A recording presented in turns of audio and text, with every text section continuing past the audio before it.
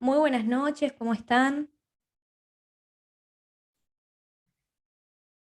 Espero que se encuentren todos y todas muy bien. Quien les habla acá es Federica. Hola Cassandra, ¿cómo estás? Quien les habla el día de hoy acá es Federica Morici de Estudiantes Digitales, la creadora y la fundadora de este espacio que ya opera hace 2 años brindando clases gratuitas y capacitaciones especializadas. Seguramente han visto que estamos en varios países, y es porque en principio empezamos en Argentina, después conseguimos un equipo en Chile y ahora tenemos un equipo de maravillosos abogados del Perú que están acá hoy en día para ofrecer clases gratuitas, de ayuda, de apoyo a la carrera, porque sabemos muy bien que la carrera por ahí presenta ciertas dificultades, ciertos desafíos, y como abogados queremos acompañarlos en este proceso lo mejor posible, solventar dudas, generar un espacio donde también se conozcan entre ustedes y puedan ayudarse. La idea de esto es esa, ¿no? Entonces, bueno, van a ir conociendo a los abogados. Hoy tenemos a Miguel Luyo, que ahora lo van a presentar. Yo soy, bueno, Federica Morici, también tenemos a Agustina Jiménez, y luego van a conocer a los demás miembros del equipo que van a estar impartiendo clases los días lunes y miércoles a las 20 horas del Perú, ¿sí? Asimismo, les quiero decir que por si alguien quiere revisar la clase nuevamente, va a estar subida en el canal de YouTube de la academia. Vamos a hacer una lista especial para el Perú, ¿sí? Para que no se confundan con otras clases de otros países, así que no se preocupen por eso, pero es ideal que asistan a las clases en vivo para poder solventar dudas que se les hayan generado, por ahí algo que quieran ver en específico con el ponente o lo que sea, ¿sí? La idea es que sea una clase donde ustedes puedan preguntar cosas vinculadas al tema que se está dando y eso se pueda responder, ¿sí? Que ustedes ya estén tranquilos, que se vayan con la duda resuelta, porque la idea de este espacio es ayudar, ¿sí? Así que, dicho esto, les doy la más cordial bienvenida. Le paso la palabra 2 minutitos a Agustina Jiménez para que se presente, para que luego el abogado comience con su primera clase. Gracias a todos, bienvenida Agustina. Bueno, hola chicos, gracias Federica, gracias Miguel, gracias a todos por estar acá. Estamos muy contentos de que estén presentes en esta primera clase. Soy Agustina Jiménez, encargada de Estudiantes Digitales Perú. Como les comentaba Federica, nosotros somos una academia internacional que está en Argentina, en Chile y ahora también en Perú. Estamos inaugurando nuestra primera clase. Así que, bueno, nada, sin más preámbulos, les presento a Miguel, que es abogado graduado en la Pontificia Universidad Católica del Perú, especialista en Derecho Penal. Así que, bueno, Miguel, cuando quieras, bienvenido, bienvenidos a todos y estamos muy felices de que estén conectados. Comenzamos. Perfecto, Agustina, muchísimas gracias. Primero quiero saber si se me escucha bien y si se me ve sin ningún inconveniente. ¿Sí? ¿Todo Sí, en orden? sí, se Perfecto, escucha listo. perfecto y se ve todo perfecto. Buenazo, buenazo. Chicos, buenas noches. Primero agradecerles por estar conectados el día de hoy, un lunes empezando la semana a las 8 de la noche y estoy viendo que somos cerca de 202 personas conectadas. Yo, la verdad, tremendamente agradecido con Agustina y con Federica por esta bonita oportunidad de poder seguir trascendiendo en la vida a través de la educación. Estudiantes Digitales tiene un lema que a mí me ha calado muchísimo, que es democratizar la educación. Y no cualquier educación, sino la educación de calidad. Y bueno, un claro reflejo de ello es estas clases que se van a ir dando semanalmente, entiendo yo, y que bueno, el día de hoy me ha tocado a mí exponer un tema que yo considero es de suma importancia dentro del derecho penal y dentro del derecho procesal penal. La clase que voy a abordar el día de hoy es las diligencias preliminares y la teoría del caso en el Código Procesal Penal peruano. Entiendo yo que la mayoría son estudiantes de derecho y bueno, si se quieren convertir en futuros abogados penalistas, esta es una clase que les va a servir sí o sí, porque es como que el primer paso que un abogado penalista debe conocer al revés y al derecho para poder iniciar su vida profesional. Como siempre yo lo digo, Yo siempre estaré totalmente predispuesto a ayudarlos en absolutamente todo lo que ustedes deseen saber respecto a la especialización que tengo. Soy especialista en temas de derecho penal y compliance, que es la prevención del delito a nivel corporativo. Mi nombre es Miguel Ullo y por si ustedes tienen alguna duda después de la clase, yo dejo mi número de celular, como siempre lo hago, que es el 971-335252, y ahí ustedes también van a poder ver mi correo electrónico. Y bueno, sin más preámbulo, iniciamos porque solamente tenemos alrededor de 45-50 minutos para poder debatir y poder conversar sobre el tema que ustedes están viendo en sus pantallas, que son las diligencias preliminares y la teoría del caso. Entonces, iniciamos. Para estar nosotros más ordenados, he creado un temario. De hecho, hay bastantes presentaciones. Voy a tratar de ser sumamente conciso, ordenado, claro, y sin la necesidad de repetir mucho los temas para que ustedes puedan entenderlos sin ningún problema. El primer punto que vamos a tocar es una brevísima introducción respecto al tema. El segundo punto son las recomendaciones de los libros que, desde mi experiencia también académica, yo les podría brindar a ustedes para que si en algún momento quisieran leer algo respecto al caso, simplemente vayan a la librería y consigan los libros. El tercer punto es la regulación legal sobre el tema, que son las diligencias preliminares. El cuarto punto es la estructura del proceso penal y las diligencias preliminares. El punto número 5 es la importancia, estructura y características de la teoría del caso. Este es el segundo tema que es muy importante, que nosotros también vamos a tocar el día de hoy, la teoría del caso. No solamente diligencias preliminares, sino también la teoría del caso. Y bueno, como último punto, vamos a tocar las conclusiones que de hecho ustedes también van a poder decirlas sin ningún inconveniente. Una pequeña introducción. ¿Cómo vamos a abordar el temario? Porque parece un poco extenso, pero en realidad son dos temas de suma importancia para todos nosotros. Sobre todo, si es que nos queremos especializar en temas de derecho penal. Acá en el Perú, siempre, todos los días, cuando uno amanece, se está preparando el desayuno, se va a ir a trabajar, o al regresar del trabajo está cenando con la familia, prende el televisor, las noticias que uno puede ver a través de su televisión, normalmente están ligadas a ¿qué? Violaciones, homicidios, robos, hurtos, secuestros, drogas, tráfico ilícito de drogas, etc. Todas las noticias están relacionadas a temas normalmente que involucran el derecho penal. Nosotros podemos ver en las pantallas unas imágenes que esclarecen estos temas que yo les estoy diciendo ahora.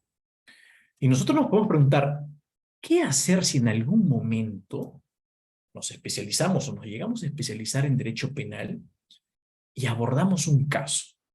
Viene una persona y nos dice, mira, he tenido un problema de estafa, he tenido un problema de apropiación ilícita, he tenido un problema de hurto, robo, de tráfico ilícito de drogas, un problema de homicidio, un problema de violencia contra la mujer, etcétera, falsificación de documentos, etcétera. ¿Qué puedo hacer? ¿Cuál es el primer paso que debo hacer para saber cómo abordar un proceso penal? Si viene un cliente y me dice, ¿qué es lo que tengo que hacer? La respuesta son los dos temas que hoy día vamos a tocar. Conocer al revés el derecho, de qué se tratan las diligencias preliminares dentro del Código Procesal peruano y cómo abordar nuestra teoría del caso. Para ser más concretos y concisos y ya empezar a explayarnos en el tema, las diligencias preliminares siempre van a ser los actos urgentes e inaplazables que se debe hacer desde la Fiscalía o desde la policía, desde la Fiscalía como la institución que es titular de la acción penal, o desde la policía, con la finalidad de averiguar un hecho delictivo. ¿Cómo sucedió un hecho delictivo?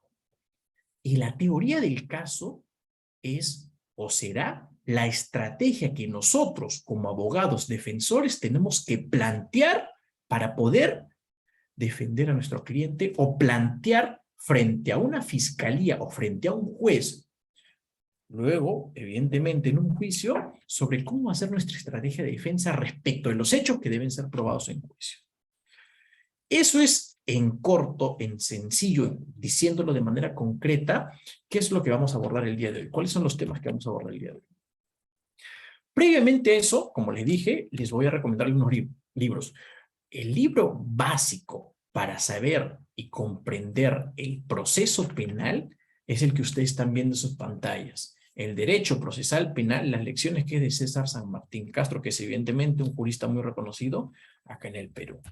Si nosotros queremos aprender a cómo litigar o cómo abordar nuestra teoría del caso, un libro que tenemos que tener de cabecera, que de hecho es relativamente actual, es el libro del doctor Fran Almanza Altamirano, que se llama Litigación y Argumentación. También hay otro libro que es una recopilación de artículos que se llama Las técnicas de litigación en juicio oral. Luego, la litigación penal estratégica en juicios orales. Este libro es internacional y yo se los recomiendo porque es súper bueno para entender cómo podemos abordar un caso desde el inicio y, bueno, evidentemente, cómo aprender a litigar. El caso de las diligencias preliminares, ¿dónde se encuentra regulado en nuestro Código Procesal Penal? ¿Dónde se encuentran los artículos respecto a estas diligencias preliminares? Evidentemente nosotros tenemos nuestro Código Procesal Penal a la mano, espero yo, y si queremos saber dónde se encuentra regulado los artículos respecto a las diligencias preliminares, nos vamos a ir al libro tercero, que es el proceso común, a la sección primera que te habla de la investigación preparatoria. Si ustedes todavía no han podido abordar un proceso penal como tal, yo les voy a decir y les voy a adelantar que el proceso penal en Perú tiene 3 etapas, o está dividido en 3 sectores, en 3 grandes sectores. El primer sector es conocido como la investigación preparatoria. El segundo sector es conocido como la etapa intermedia. Y el tercer sector, que muchos dicen que es el más importante, y yo no estoy muy de acuerdo con eso, que es la etapa de juzgamiento. Son 3 sectores que tiene el Código Procesal Penal. La investigación preparatoria, la etapa intermedia y la etapa de juzgamiento, donde se va a juzgar a una determinada persona que en el primer sector, que es la investigación preparatoria, tenía la calidad de imputado o investigado. Nosotros, el día de hoy, hemos empezado a abordar el tema de diligencias preliminares. ¿Dónde se encuentra regulado las diligencias preliminares? En la primera etapa, que es la investigación preparatoria, en la segunda etapa, que es la etapa intermedia, o en la tercera etapa, que es la etapa de juzgamiento. Se va a encontrar regulada en la primera etapa, que es la investigación preparatoria. Las diligencias preliminares forman parte de la primera etapa, que es la de investigación preparatoria. ¿En dónde específicamente? En el título 1 y en el título 2. El título 1 tiene como nombre normas generales y el título 2 tiene como nombre la denuncia y los actos iniciales de investigación. ¿Cuáles son los artículos, Miguel? Los artículos son del 321 al 325 del Código Procesal Penal. Si ustedes tienen su Código Procesal Penal en la mano, pueden abrir y pueden ir visualizando cuáles son esos artículos a los cuales yo estoy haciendo referencia para que más o menos vayan siguiendo la estructura de la clase. Y el título 2, que ya por nombre la denuncia y los actos iniciales de investigación, se encuentra en los artículos 326 y 333 del Código Procesal Penal.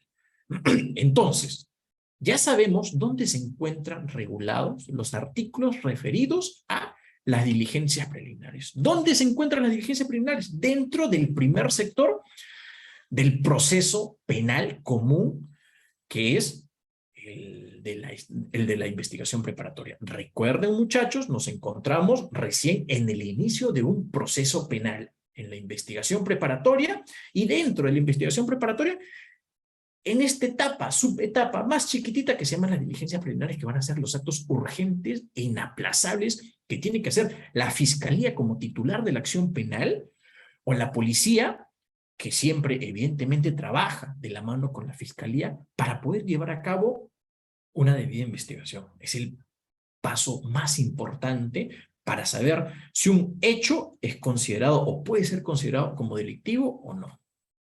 Entonces, ustedes ya saben dónde se encuentra regulado el tema de las diligencias preliminares dentro de un proceso penal peruano.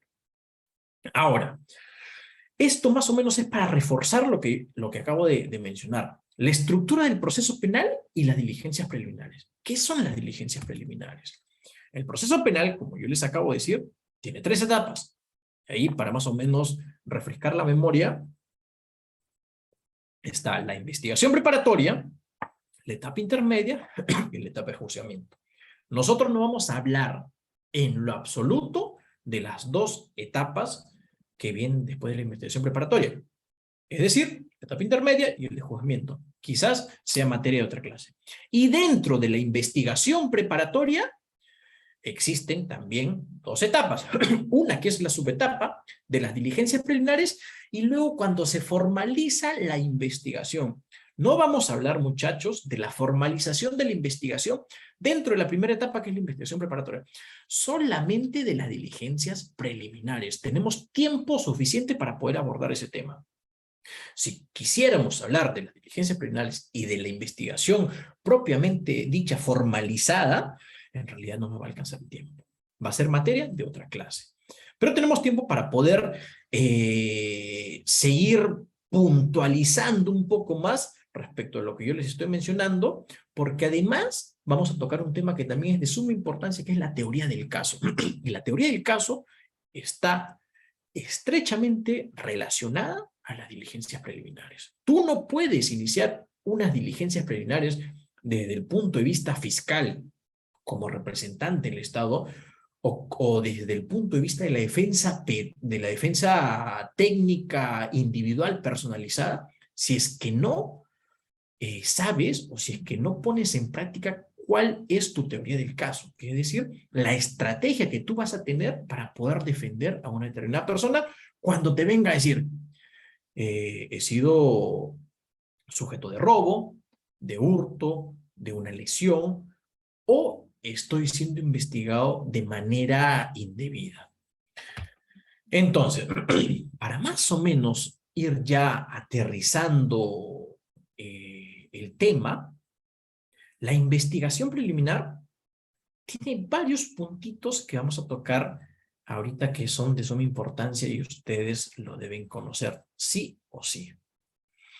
Primero, antes de abordar estos temas, voy a refrescarles también la memoria, o bueno, para las personas que todavía no han podido tener una clase introductoria de derecho penal, en este caso de derecho procesal penal peruano, vamos a hablar sobre los actores dentro de una investigación o dentro de un proceso penal. Primero tenemos al representante del Ministerio Público, que va a ser el fiscal, que es el titular de la acción penal. Es la persona que se va a encargar de perseguir un hecho delictivo.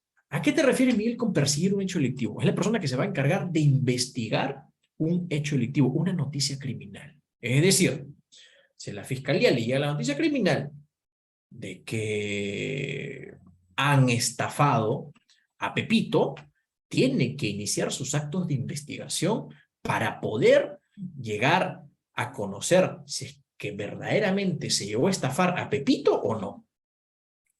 El fiscal es el primer sujeto que involucra un proceso penal. ¿Quién es el otro sujeto? Es la policía.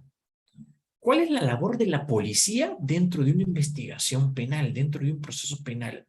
La Policía Nacional del Perú, es el brazo derecho de la Fiscalía. La policía se va a encargar de ayudar a la Fiscalía a realizar todos sus actos de investigación, siempre y cuando la Fiscalía o el titular de la acción penal o el Ministerio Público así lo decida. Una investigación se puede llevar a cabo a nivel fiscal o a nivel policial. ¿Quién decide eso? La propia Fiscalía. ¿Quién es el otro sujeto que está inmerso dentro de una investigación preliminar, dentro de un proceso penal o dentro de una investigación preparatoria? Son los abogados defensores particulares, que evidentemente se van a encargar de defender a una persona particular. Es como que la otra cara de la moneda del fiscal. El fiscal imputa un hecho delictivo y el abogado defensor particular, ¿qué hace? Trata de desvirtuar esa imputación hecha por la fiscalía. En la investigación, muchachos, ojo, en la investigación preliminar están involucrados estos sujetos. Miguel, ¿y el juez? Yo he escuchado, Miguel, del juez de investigación preparatoria. Sí, efectivamente, es el juez de garantías. Si, por ejemplo, se quiere abordar un tema de limitación de derechos o un tema de tutela de derechos, porque se considera que el fiscal se está extralimitando de sus funciones, y tú, evidentemente, como abogado defensor, quieres tratar de disuadir o decirle al fiscal, oye, compadre, por favor, no continúes porque lo que estás haciendo va en contra de la Constitución, va en contra del Código Procesal Penal peruano. ¿Qué es lo que haces? ¿A quién se lo dices? ¿Al fiscal? Evidentemente, si se lo dices al fiscal, él te va a decir, no, es mi labor, es mi chamba y yo voy a continuar así porque así lo quiero. ¿Qué podemos hacer ahí? Irnos en tutela frente al juez de la investigación preparatoria y decirle, señor juez, mira lo que está haciendo el fiscal y yo considero que no debe continuar actuando de esa manera. Entonces, por favor, haga algo al respecto. Lo estoy diciendo en palabras simples y sencillas, pero evidentemente esto se llama irnos en tutela de derechos para que un juez, que es el juez de investigación preparatoria, que es el juez de garantía, se encargue de dar solución a este conflicto. Que es un juez muy distinto al juez que va a juzgar. Este es el juez de la investigación preparatoria. Hay otro juez que es muy distinto, que es el juez que va a formar parte del juicio oral. Son jueces totalmente distintos. Entonces, el juez también forma parte de la investigación preparatoria propiamente dicha, pero con una actuación muy limitada, que es la que yo les estoy diciendo. Bueno, un acto de investigación o un proceso penal siempre inicia con la interposición de una denuncia, con una noticia criminal. Es por eso que ahí el punto número 1 es la denuncia. ¿Se realiza frente a quién? La denuncia tú la puedes realizar frente a un fiscal o frente a una policía. Si lo quieres hacer frente a la fiscalía, la denuncia tiene que ser un poquito más formal, porque te piden pruebas, ingresar un documento, etc. Cuando tú lo realizas frente a la policía, lo puedes hacer de manera totalmente oral. Vas, tienes conocimiento de un hecho delictivo, vas y denuncias, interpones la denuncia ante la Policía Nacional del Perú, dependiendo de dónde estés ubicado y la jurisdicción, y te dan una constancia de, evidentemente, la denuncia que tú has interpuesto. Y ahí inicia la investigación penal, y la policía siempre tiene la obligación de comunicar del hecho delictivo a la fiscalía. ¿Por qué? Porque la fiscalía es la titular, es la institución que es la titular de la acción penal. ¿Quién va a perseguir un hecho delictivo? Es la fiscalía. La policía es el brazo derecho de la fiscalía. Quien toma las decisiones, en este caso de una investigación preliminar propiamente dicha, es la fiscalía, no la policía. El punto número 2 son los actos iniciales y las diligencias preliminares. Los actos iniciales, luego de interponer evidentemente una denuncia, se inicia con una sospecha inicial simple. Debe existir un hecho concreto punible.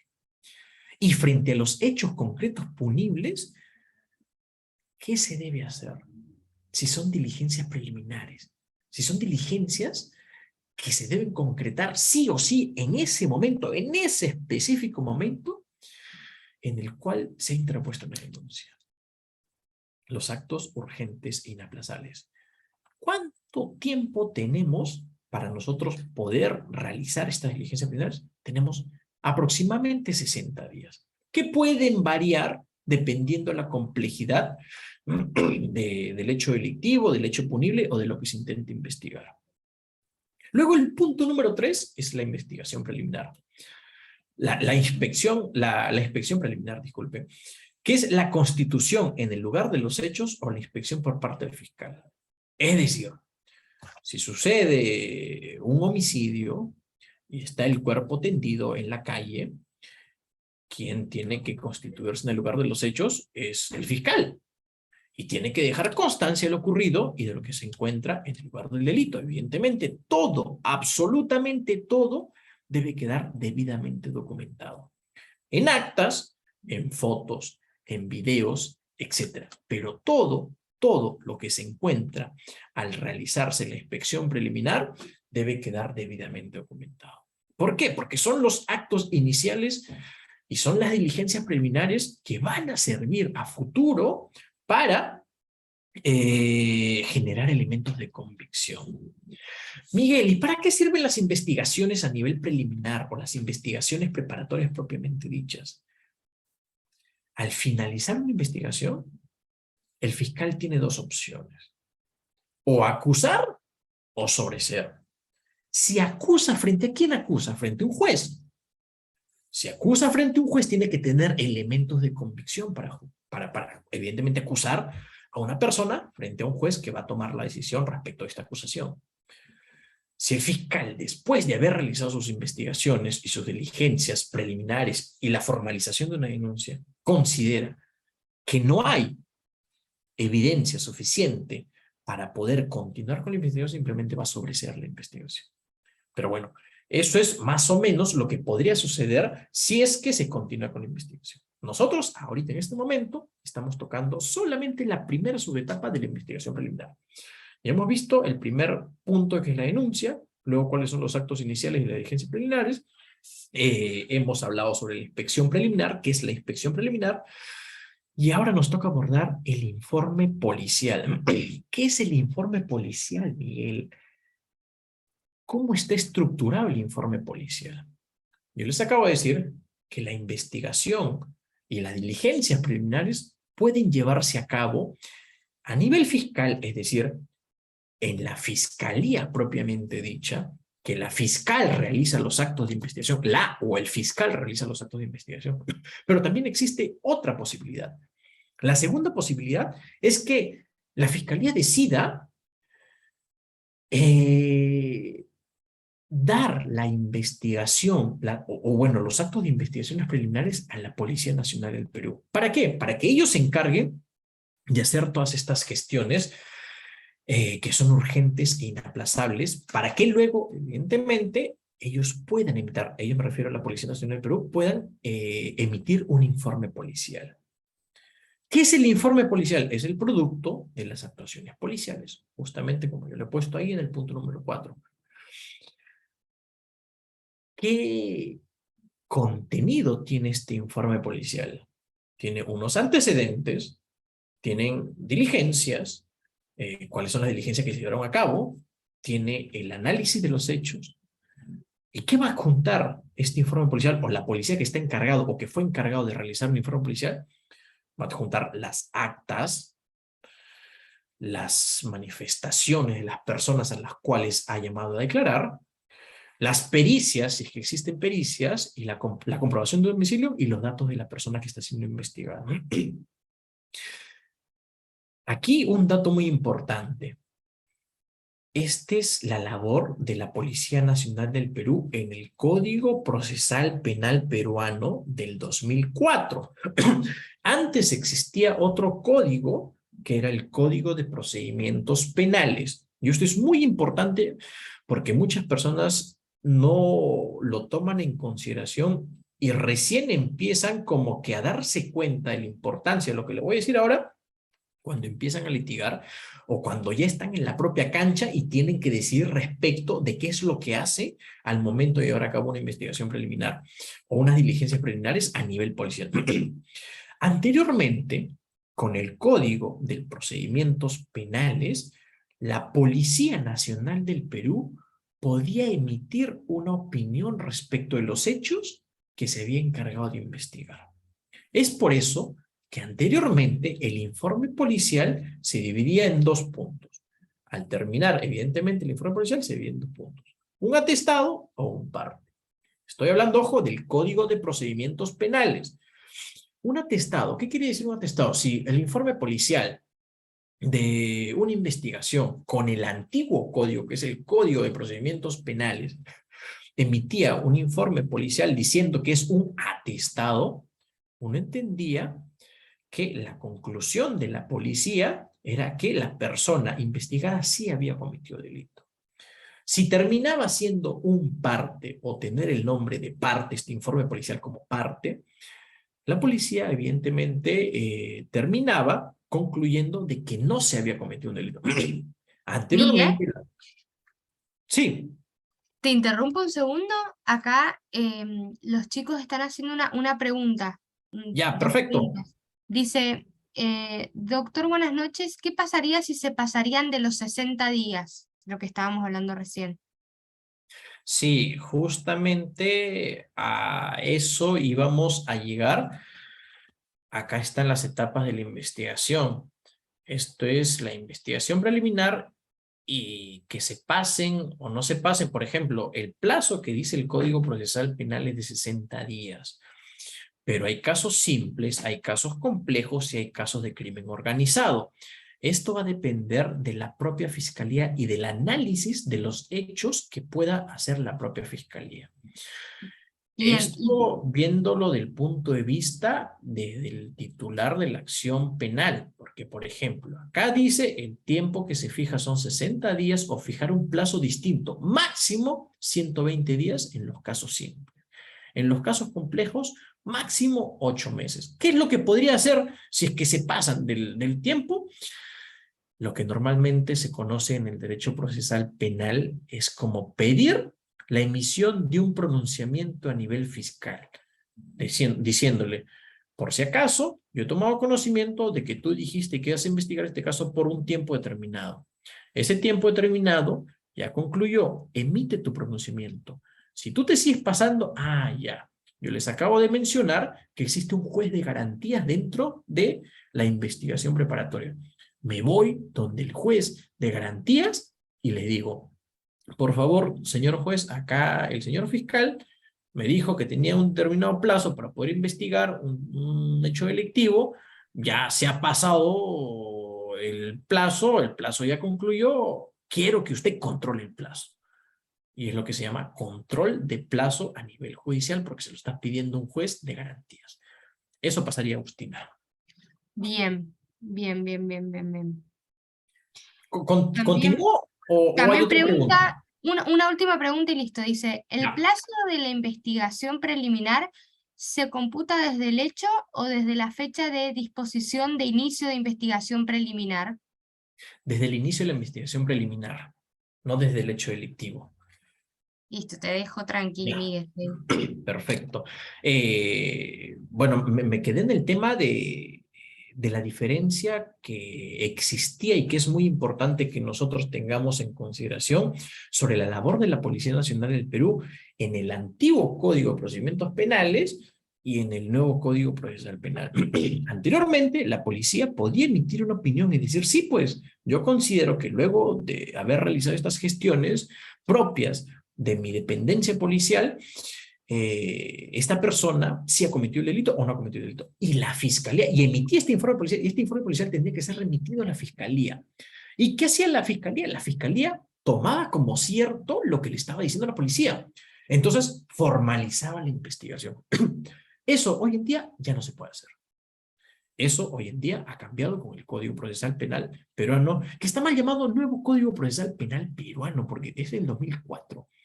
2004 hasta el 2022 han pasado muchísimos años. Entonces, ¿cuál es la labor de la Policía Nacional del Perú hoy en día? Es realizar los actos de investigación. Normalmente las diligencias preliminares que dispone la Fiscalía, pero no puede emitir una opinión al respecto. No puede emitir una opinión jurídica al respecto. Es decir, como ustedes pueden ver ahí en su pantalla, el informe policial hay una estructura determinada.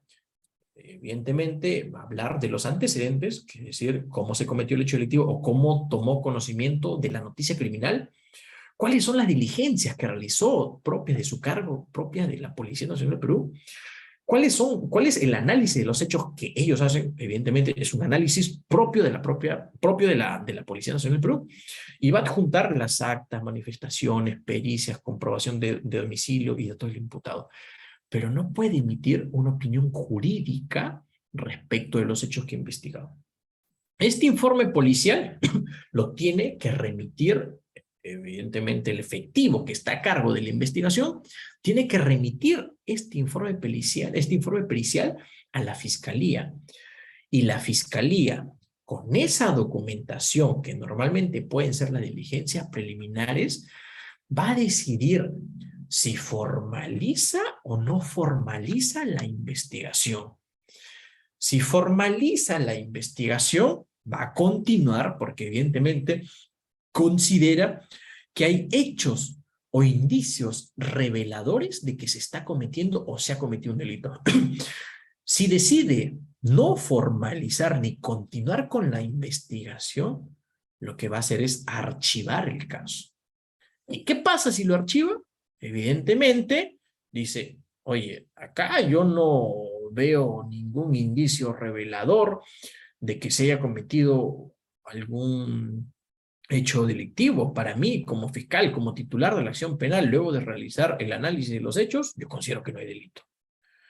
O existen causales de extinción de la acción penal, falta de indicios reveladores. Entonces, por esos motivos, la fiscalía puede decidir archivar un caso.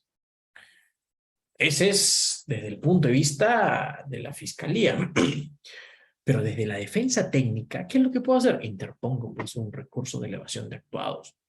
Interpongo mi recurso de elevación de actuados ante la fiscalía que archivó mi caso con la finalidad de que el expediente, de que la carpeta fiscal sea elevado al superior jerárquico, que es la Fiscalía Superior, y que se emita un nuevo pronunciamiento respecto de los hechos que se han investigado a nivel de fiscalía, pero en primera instancia. Y bueno, muchachos, más o menos eso es lo que se puede hacer, bueno, no lo que se puede hacer, sino lo que se hace dentro de una investigación preliminar, que son las diligencias preliminares. Como lo vuelvo a repetir, nos encontramos en la primera etapa del proceso penal, que es la investigación preparatoria.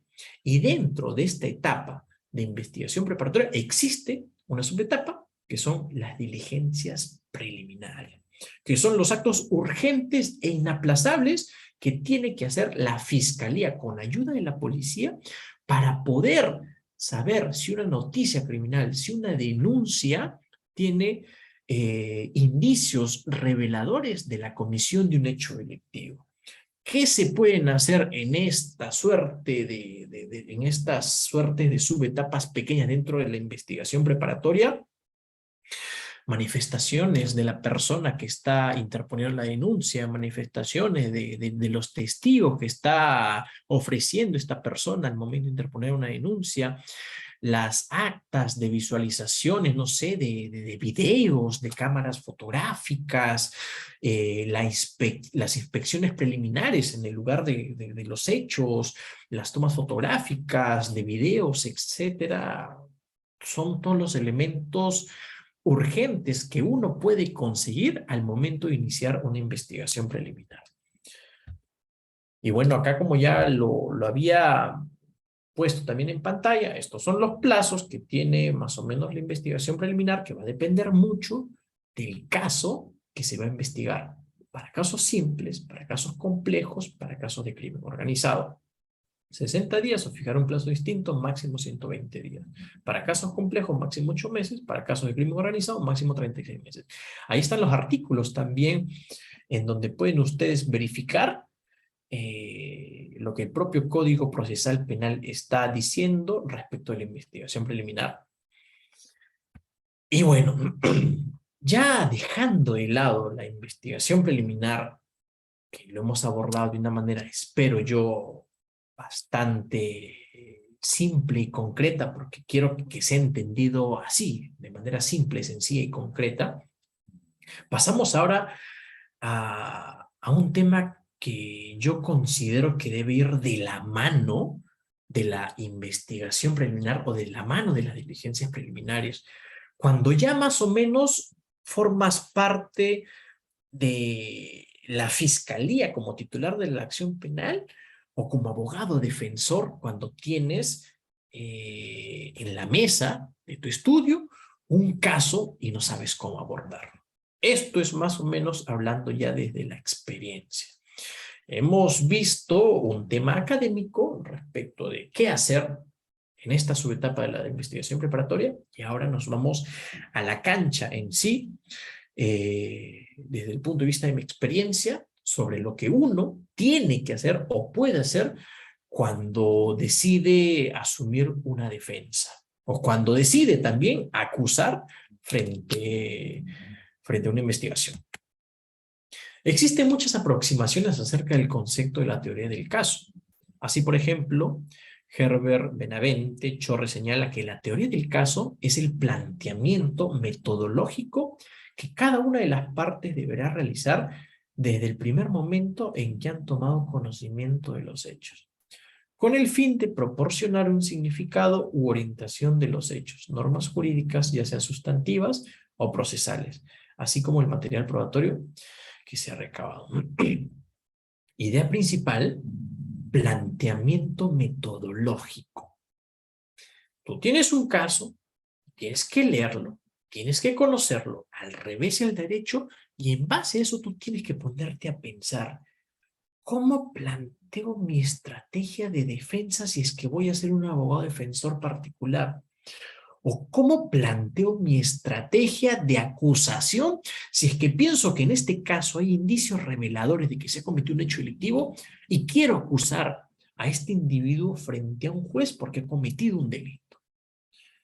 Nos tenemos que sentar, pensar, leer la documentación, estudiarla y ponernos a investigar sobre cómo podríamos plantear nuestra estrategia metodológica de defensa o de acusación. Del mismo modo, César Reyes Medina afirma que la teoría del caso es el planteamiento que la acusación o la defensa, que es lo que yo les acabo de decir, hace sobre los hechos penalmente relevantes, las pruebas que lo sustentan y los fundamentos jurídicos que la apoyan. Aquí ya aborda unos temas un poquito más académicos, pero lo principal está ahí. Planteamiento que la acusación les dije que es por parte de la fiscalía si es que eres titular de la acción penal, o el planteamiento de la defensa. La teoría del caso es básicamente plantear nuestro caso. Si es que somos fiscales, plantear nuestro caso para saber cómo vamos a acusar frente a un juez a un individuo. O si somos defensas particulares, es cómo vamos a plantear nuestra estrategia de defensa. ¿Y a qué debemos hacer referencia? A los hechos penalmente relevantes, a las pruebas que tenemos.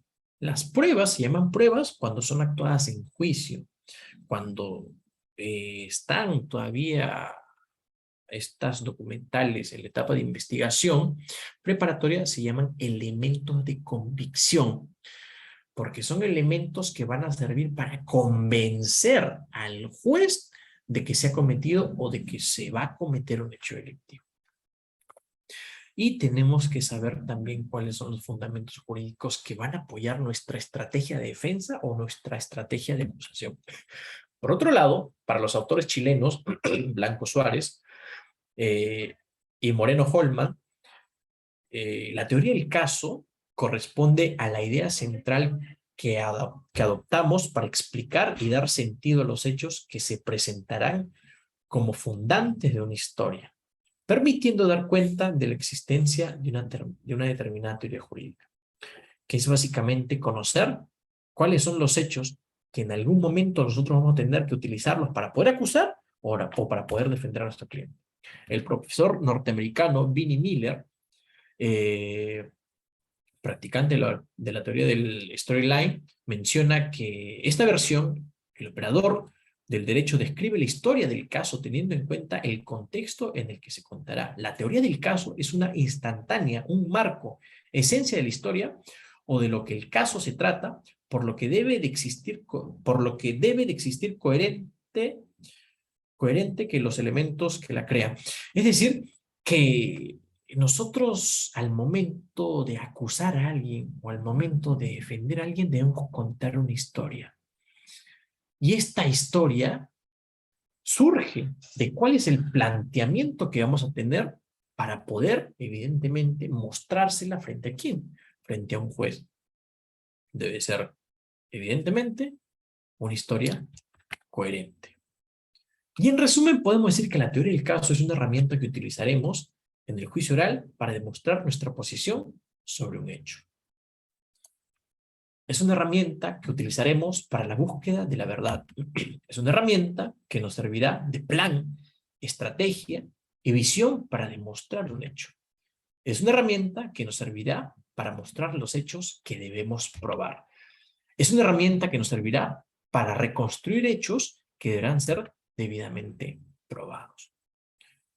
Y ojo, muy importante, vamos nosotros con nuestra teoría del caso a demostrar lo que sucedió en el pasado. No vamos a demostrar lo que está sucediendo en el presente, ni lo que sucederá en el futuro. Porque la noticia criminal hace referencia siempre, siempre, siempre a algo que sucedió en un determinado momento y que va a ser investigado de manera posterior.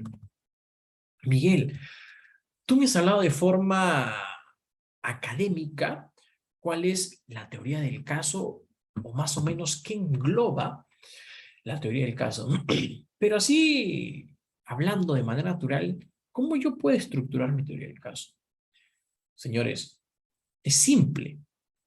Entran a su computadora, entran a Word, ponen arriba el título Teoría del caso.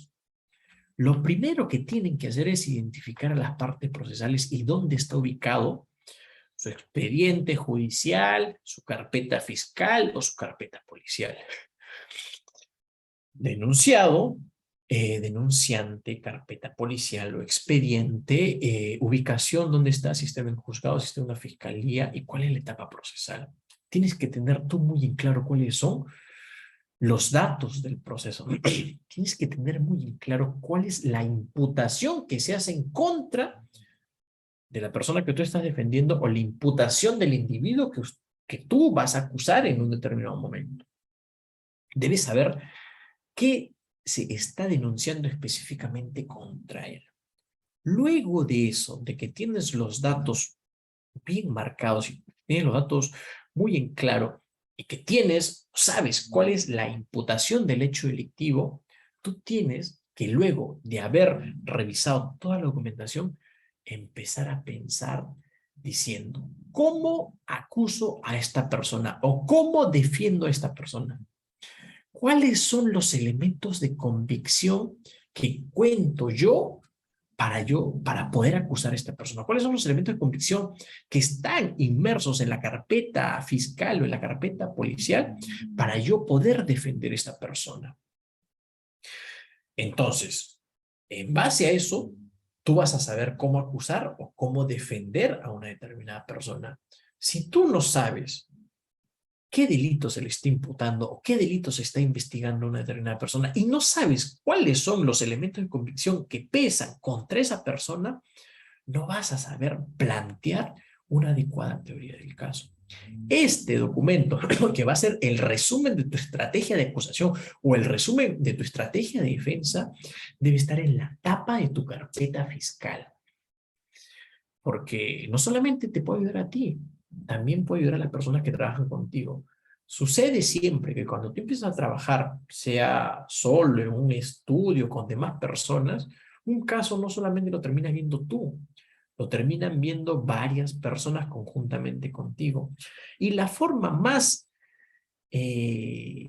didáctica de poder llevar a cabo una defensa a nivel fiscal es que tú armes una adecuada teoría del caso y dejes tu papel impreso de cuál es tu teoría del caso para que la persona que venga luego a ver ese caso no tenga que leer nuevamente el expediente en la carpeta fiscal y tú te sientes con ella a conversar sobre qué es lo que se va a implementar como estrategia de defensa en un determinado contexto. Simplemente le dices, lee la teoría del caso, conversamos y seguimos avanzando. Es por una cuestión de ahorrar tiempo. Y bueno, aquí es la pregunta clave que siempre nosotros nos hacemos. Nos llega un caso, ¿qué debemos hacer? Recuerden, muchachos, ya hemos hablado de la diligencia preliminar, que es la parte teórica de cómo se inicia un proceso penal. qué es lo que se hace al iniciar un proceso penal, qué es lo que hace la fiscalía al iniciar un proceso penal, qué es lo que hace la policía al iniciar un proceso penal, qué es lo que podríamos hacer nosotros como defensa técnica al iniciar un proceso penal. Y ahora estamos viendo que si tenemos un caso, cómo armamos la estrategia de defensa frente a ese caso. Y aquí está. No hay un caso, ¿qué debemos hacer? Recabar toda la información que tengamos respecto a ese caso. No solamente la documentación que tiene la fiscalía o la policía, sino la documentación que podría tener una persona que forma parte de esa investigación. Saber lo que les decía, saber la imputación y los elementos de convicción que existen en contra de la persona que está siendo investigada. Básico, básico, saber siempre primero qué se imputa en contra de mi cliente o qué voy a imputar en contra de esa persona que yo pienso acusar frente a un juez. Básico también, entrevistas con las partes involucradas. Testigos, investigados, cómplices, autores, partícipes. Tratar de reunirte de manera presencial o virtual con todas estas personas para que tú puedas seguir enriqueciendo los datos de tu propio caso, informarte absolutamente sobre todo lo que puedes llegar a saber sobre ese caso, que lo tienes que dominar siempre al revés del pecho. Buscar fuentes de información, que también es básico. Información que tú no tienes, ahí no esperes siempre que la policía te pueda brindar la misma, ni que la fiscalía te pueda brindar la misma. Trata de buscar la información también por tu propio lado. Y lo último es plantear una adecuada estrategia de defensa o una estrategia de acusación. Esto es algo que ya yo les he hablado con la teoría del caso. Elementos de la teoría del caso. ¿Cuáles son los elementos que debe tener nuestra teoría del caso? Un elemento fáctico, que es básicamente lo que yo les he mencionado hace un momento, que ustedes deben tener en su Word impreso o digitalizado. Ustedes ya verán cómo lo pueden hacer, pero es un documento que tienen que tener sí o sí para saber cómo defender un caso. El elemento fáctico, nosotros sabemos que está relacionado a los hechos acontecidos y denunciados que serán materia de investigación. ¿Cuáles son los hechos? Siempre es importante saber cuáles son los hechos que van a ser investigados. Y cuando sabes cuáles son los hechos que van a ser investigados, tienes que conocer evidentemente cuáles son los hechos que en específico se están imputando a una determinada persona. El elemento jurídico es básico, relacionado a la norma que se aplicará a los hechos que son investigados. Tú puedes contar una historia, un hecho presuntamente delictivo, pero este hecho presuntamente delictivo debe tener una relación. Y esta relación debe ser jurídica para que pueda iniciarse una investigación de carácter penal. Este hecho, supuestamente o presuntamente delictivo, debe ser subsumido en una norma jurídica. Por eso tenemos el elemento fáctico, que son los hechos que han sucedido, que han acaecido, que presuntamente pueden ser delictivos, y estos hechos van a tener que subsumirse en un elemento jurídico, en una norma penal. Por ejemplo, hurto, robo, estafa, apropiación ilícita, fraude en la administración de persona jurídica, colusión, estelionato, etc. Esos son los elementos jurídicos. Los elementos fácticos es cómo sucedieron los hechos que están siendo investigados. Y otro importante elemento es el probatorio, relacionado a los elementos de prueba que servirán para demostrar los hechos. Tenemos los hechos que van a ser subsumidos en una norma penal. ¿Y cuáles son los elementos probatorios para demostrar que ese hecho presuntamente delictivo sí se ha concretado? Son los tres elementos de nuestra teoría del caso. En ese documento que yo les he hablado, en donde deben poner ustedes los datos del caso, la imputación, los hechos y tu estrategia de defensa debe estar claramente diferenciado estos tres elementos, fácticos, jurídicos y probatorios. Siempre tener en consideración cuáles son los elementos de prueba, los elementos de convicción que se tiene para poder iniciar una denuncia.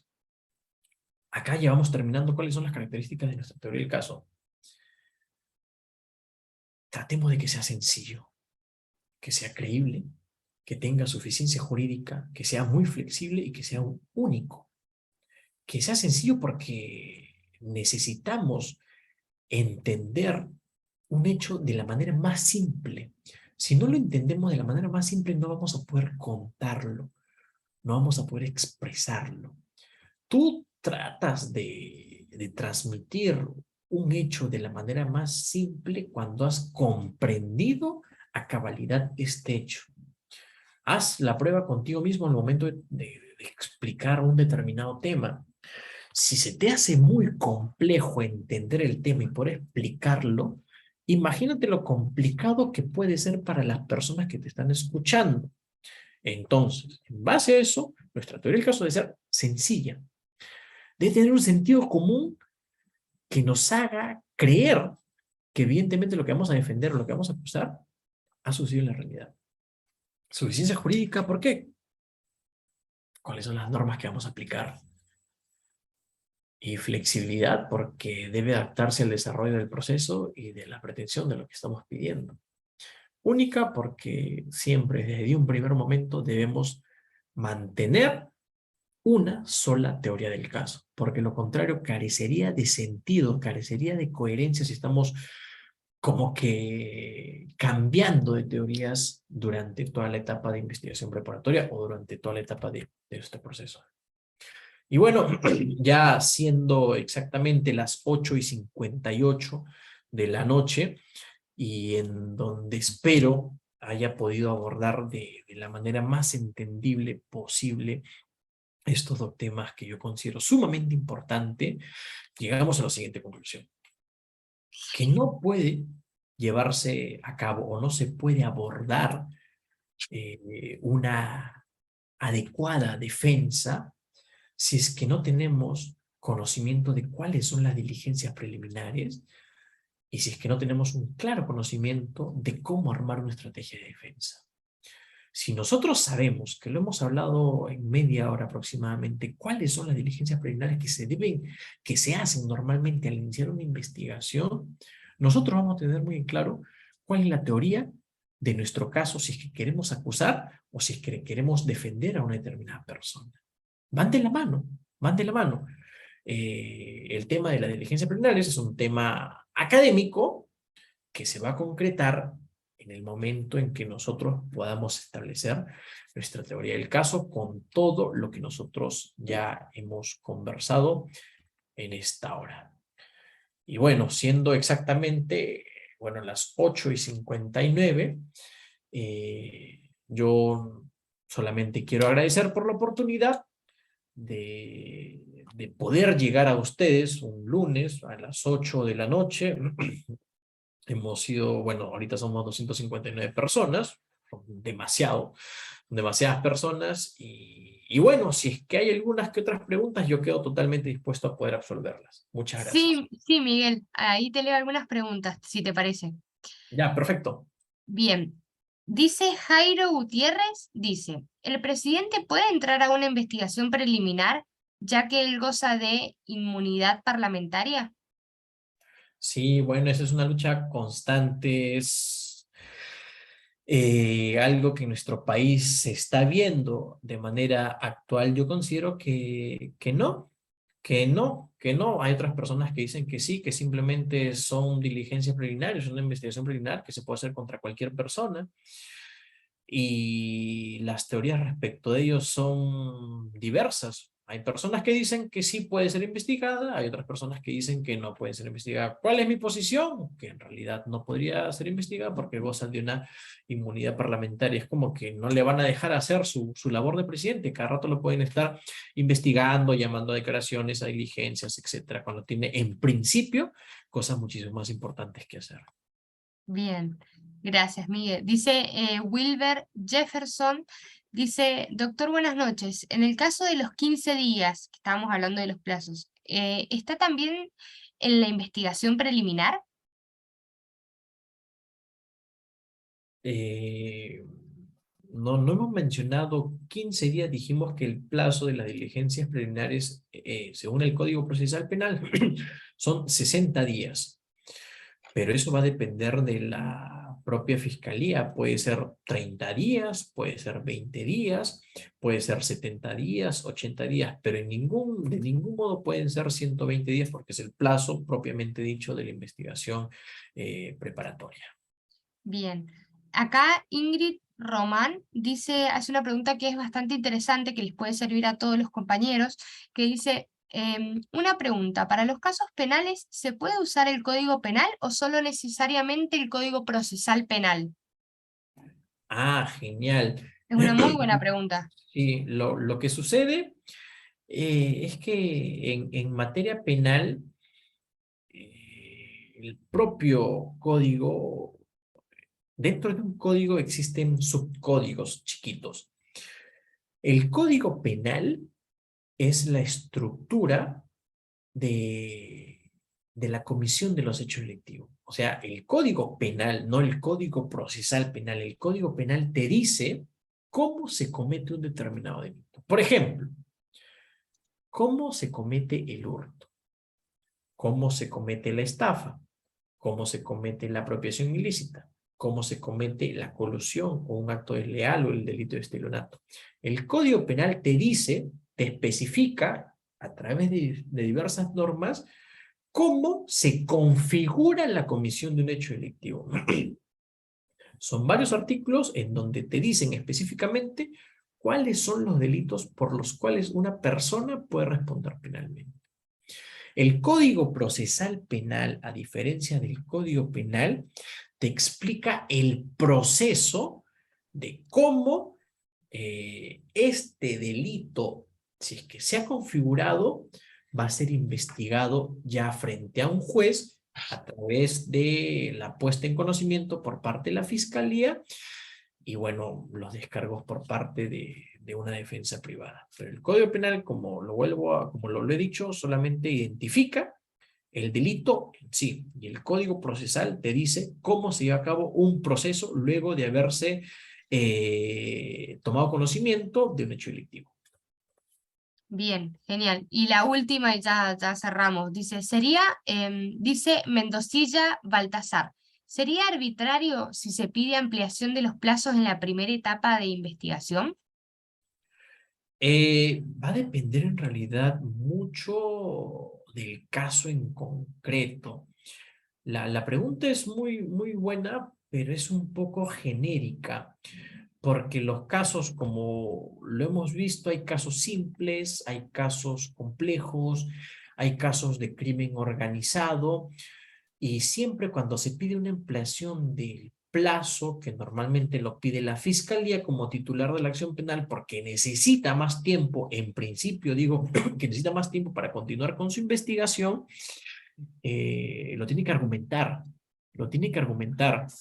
Y si tú eres defensa y como defensa técnica consideras que el plazo es excesivo y ya venció los 120 días que te dice el Código Procesal Penal que no debe vencer, que no debe extenderse, como lo mencionó, puedes pedir el pronunciamiento de la Fiscalía respecto a esa investigación o de lo contrario, te vas en tutela de derechos o control de plazo frente al juez de la investigación preparatoria, que es el juez de garantía.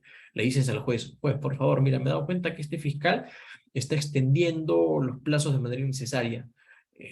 No está argumentando porque necesita más plazo para la investigación. Por favor, controla ese plazo y este tema en específico se debate frente a un juez. Ya no decide la Fiscalía de manera arbitraria, como muy bien lo ha mencionado el estudiante, ya no lo decide la defensa técnica, sino este tema se pone a conocimiento de este juez para que el juez, al escuchar ambas versiones, pueda decidir sobre un caso determinado. Bien, genial, gracias Miguel. Bueno, chicos, las demás dudas que puedan tener o las que están en el chat, claramente no podemos estar más tiempo ya, demasiado. Gracias Miguel, excelente la clase, estamos muy felices de haber inaugurado de esta manera. Las consultas que tengan, si quieren, como dice Miguel, se pueden comunicar con él a su número de celular, donde se encuentra ahí en la filmina, o por mail. Así que, bueno, no sé, sin más que decir, gracias a todos por estar presentes, los esperamos el miércoles a las 8. Y bueno, gracias Miguel por tu hermosa exposición. Nos vemos la próxima, nos vemos todos la próxima.